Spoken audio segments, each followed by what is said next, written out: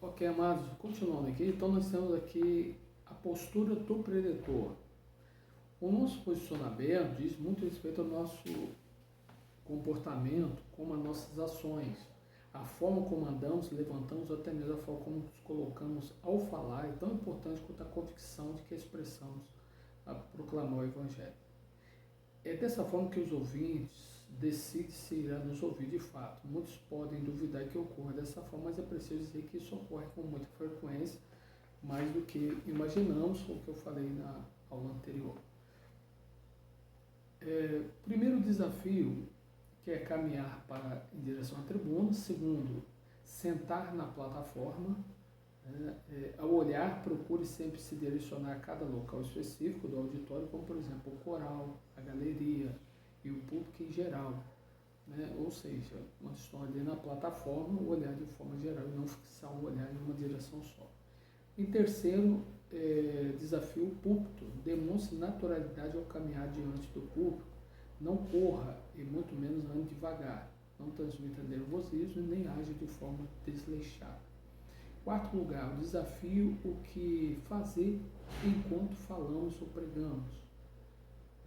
Ao se posicionar, tente manter uma postura ereta, mas de forma natural. Caso o tempo que permaneça de pé seja longo, uma postura incorreta logo o levará ao cansaço. Para evitar câimbras ou desconforto nas pernas, equilibre o peso corporal sobre os dois pés. Quando possível, coloque um pé um pouco mais atrás e o outro os deixe as pernas um pouco entreabertas para auxiliar no equilíbrio. Não deixe os joelhos rígidos. Referente aos ombros e à cabeça, estabeleça uma posição natural. Então, é normal de que se estabeleça esse comportamento. Caso queira, apoie uma das mãos no púlpito, mas nunca se desbruce sobre ele. A pessoa está pregando, fica debruçado do altar, é antiético. Agora, em caso não tenha tribuna, procure se movimentar calmamente de um lado para o outro. O movimento de um lado para o outro chama a atenção para a figura do preletor ou pregador e traz mais dinamismo à apresentação. Erros na postura. É preciso que fiquemos atentos ao nosso comportamento diante do público. Vamos aí a alguns erros de postura. Número 1. Não deixe as pernas abertas demais ao se colocar de pé, deixe elas entreabertas, é o suficiente. Segundo, mantenha uma postura ereta, mas não rígida, como a de um soldado. Terceiro, ao gesticular, não deixe as mãos fechadas e nem faça movimentos bruscos. Lembre-se que é uma pregação e não uma luta. Quarto, não mexa a gravata na Bíblia ou em qualquer outro tipo de objeto. Isso demonstra nervosismo e inquietação. 5. Evite abrir muito os braços e jamais bata a Bíblia no púlpito. 6. Evite desbruçar ou se apoiar sobre a tribuna. 7. Não demonstre raiva ou revolta, pois pode assustar os ouvintes, demonstrando certo descontrole emocional. Então, esse último aqui chama a atenção, porque muitas vezes, dependendo da pregação que a pessoa está fazendo, a pessoa pode usar de forma agressiva e isso pode causar um mal-estar, para o auditório, e isso pode ter uma interpretação totalmente errada em relação ao pregador, mediante a forma como ele está apresentando a sua verbalização, a sua fala, a pregação em si. Então, esse descontrole emocional ele pode ser observado dependendo da agressividade, que o pregador está usando no que tange aí a pregação. O cuidado com a expressão facial é outro ponto importante. A nossa fisionomia funciona como um espelho. Nossas expressões faciais exprimem nossas emoções. Pesquisa aponta que, para dados que comprovam que uma conversa, as palavras têm um peso mínimo que a voz, a tonalidade e as expressões faciais são responsáveis pela comunicação eficiente. O contato com os olhos, a Bíblia Sagrada, manter o contato visual com a Bíblia de vez em quando na pregação, reforça o fato da sua mensagem vem dela, que é a palavra de Deus.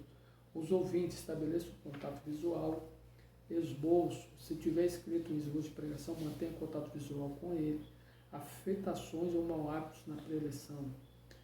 Algumas questões também que devem ser evitadas. Não levante nem abaixe demais a voz, mas cuidado com que sua fala não se torne monótona, varia de tom. Então a voz ela tem que ter altos e baixos, né? Não pode ser uma linha reta, nem para mais nem para menos, né? Nem voz alta nem muito baixa, mas ela tem que ter regular, ela tem que ter uma regularidade de tonalidade, né? Sobe, desce, isso aí é mais confortável. Outro ponto, nunca ataque ideias ou pessoas de forma hostil com palavras de censura. Não exagere em provocar risos, correndo o risco de tornar-se palhaço. Jamais elogie a si mesmo. Não canse os ouvintes com sermões longos. Não se afaste do texto, do tema, se policie quanto a isso. Não fixe o olhar demasiadamente a algum ouvinte particular, somente uma parte do auditório. Não fica rígido e imóvel, como uma estátua. Mova-se, sem exagerar, mas mova-se. Não coloque as mãos na cintura e nos bolsos, nem abotoando, desabotoando o paletó. Não fique o tempo todo com o dedo indicador em forma acusadora. Não dê socos da mesa do púlpito. Não exagere em tirar e colocar óculos. Não fique olhando o relógio todo o tempo. Jamais use gírias ou piadas. Não se desculpe por não estar preparado, nem não se diga repetidas vezes, já vou terminar. Nunca se faz de maneira presunçosa ou orgulhosa. E essa questão, já vou terminar, o pregador terminando a mensagem, já estou terminando, vou terminar, agora eu termino, e nunca termino, isso também fica muito feio, não fica legal para o pregador. Temos o uso adequado da voz, né, em apresentações, as características da voz. Uma boa voz é natural. Fatores que afetam a nossa voz, nosso estado de saúde, nossas emoções afetam a voz. Sugestões acerca do uso da voz: nunca profira gritos ou berre em qualquer situação. Mitos e crendices sobre a voz: gargarejo com folha de romã ou fruta. A romã e suas folhas têm propriedade inflamatória, mas sua ação se restringe à laringe. Tomar mel no leite todos os dias pela manhã ao acordar, sabendo que o mel tem várias propriedades nutritivas. Porém, em relação à voz, não existe nenhum estudo comprovado. Utilize-se de recursos visuais. Né? Quando devemos usar os nossos recursos visuais? A todo momento, a qualquer momento de uma apresentação. Tipo de recursos visuais, nós temos hoje o Data Show, nós temos aí projeções, tem vários formatos aí tecnológicos que nós podemos, de alguma forma, usar. Então, aí na página 44, os que apresentam atividades de exercício que permitem a interação do público. Os folhetos devem ser usados de forma coerente para que não seja de meio de dispersão do público, pois a atenção dele deve estar voltada sempre à pregação. Então, nessa segunda unidade, nós aprendemos de que é muito importante que se tenha um cuidado com a voz. Então, são cuidados naturais que evitam e possibilitam que o pregador ele tenha desconforto na sua voz. Okay? Deus abençoe. Até um outro encontro.